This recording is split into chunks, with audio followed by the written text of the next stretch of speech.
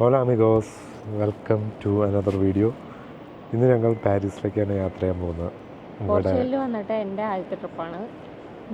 ഇപ്പോൾ ഇവിടെ പോർച്ചുഗലിൽ പോർട്ടോ എയർപോർട്ടിലാണ്. രാവിലെ ഒരു 9 മണിയായിട്ടുണ്ട്. ഫ്ലൈറ്റ് 10:45. അപ്പോൾ രാവിലെ ഫുഡൊക്കെ കഴിച്ചിട്ട് ഇറങ്ങി. ക്രിസ്മസ് പാരീസിൽ ആഘോഷിക്കാമെന്ന് വെച്ചു. അപ്പോൾ നമുക്ക് കൂടുതൽ വിശേഷം പാരീസിൽ കാണാം. Our world will live is upside down.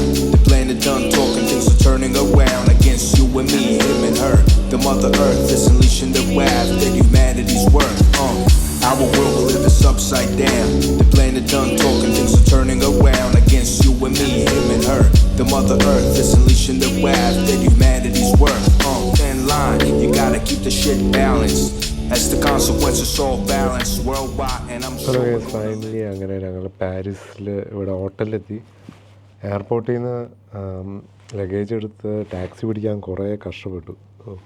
പിന്നെ പിക്കപ്പ് പോയിൻ്റ് എവിടെയാണെന്ന് അന്വേഷിച്ച് ഞങ്ങൾ കുറേ വട്ടം കറങ്ങി അവസാനം കണ്ടുപിടിച്ചു. ഇപ്പോൾ ഹോട്ടലിലെത്തിയിട്ടുണ്ട്. ഞങ്ങൾ മെർക്കുറി ഹോട്ടലിലാണ്. ഇതാണ് ഇവിടുത്തെ ഹോട്ടലിൽ നിന്നുള്ള വ്യൂ. വലിയ സെറ്റപ്പൊന്നുമില്ല, നല്ല ഒരു ബഡ്ജറ്റ് ഹോട്ടലാണ്. റൂം സെറ്റപ്പ് അത്യാവശ്യം കുറച്ച് ചെറിയ റൂമാണ്, എന്നാലും സൗകര്യങ്ങളൊക്കെ ഉണ്ട്. അപ്പോൾ ഇനി ഞങ്ങൾ ഫുഡ് കഴിക്കാൻ പോകണം. ഉച്ചയ്ക്കൊന്നും കഴിച്ചില്ല, ഫ്ലൈറ്റിൽ നിന്ന് ഒന്നും കിട്ടിയില്ല.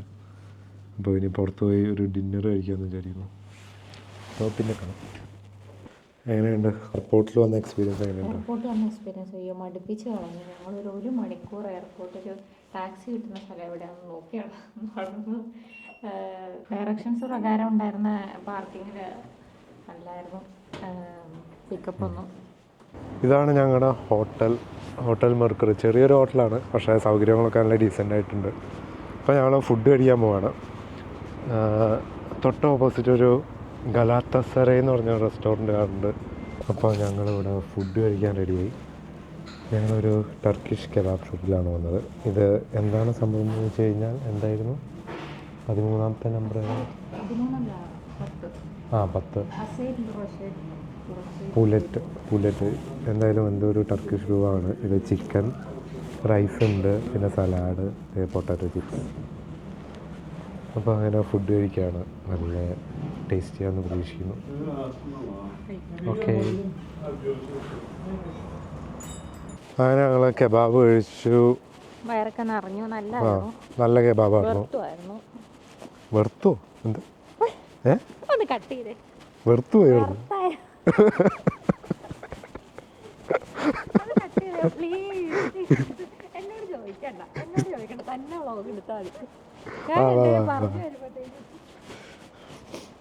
ഒപ്പം നടക്ക്.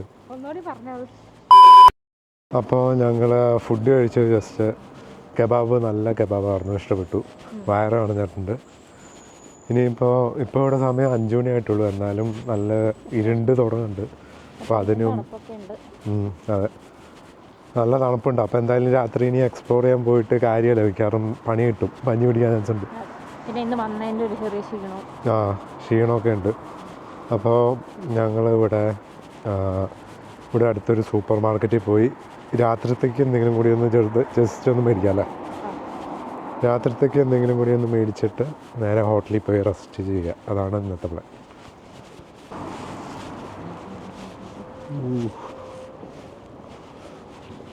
അപ്പോൾ ഞങ്ങൾ ജസ്റ്റ് ഇവിടെ സൂപ്പർ മാർക്കറ്റിൽ നിന്ന് ഇറങ്ങി കുറച്ച് ബിസ്ക്കറ്റ് മേടിച്ചു, ആപ്പിൾ ജ്യൂസ് മേടിച്ചു. ഇനി ഞങ്ങൾ ഹോട്ടലിലേക്ക് പോകണം. ഹോട്ടലിവിടെ തൊട്ടടുത്താണ്. ഇവിടെ തൊട്ടടുത്തുള്ളൊരു സൂപ്പർ മാർക്കറ്റിലാണ് വന്നത്. അപ്പോൾ ഇത് തന്നെ അല്ലായിരുന്നോ വഴി?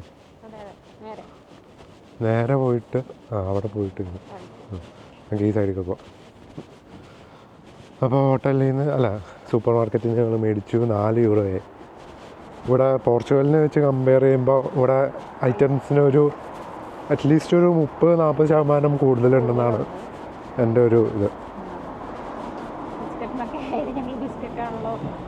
ഇവിടെ ഈ സൂപ്പർ മാർക്കറ്റിൻ്റെ ബ്രാൻഡിലുള്ള ബിസ്ക്കറ്റിനും ഒക്കെ തന്നെ 1.1 കൂടുതൽ തന്നെയാണ് റേറ്റ്.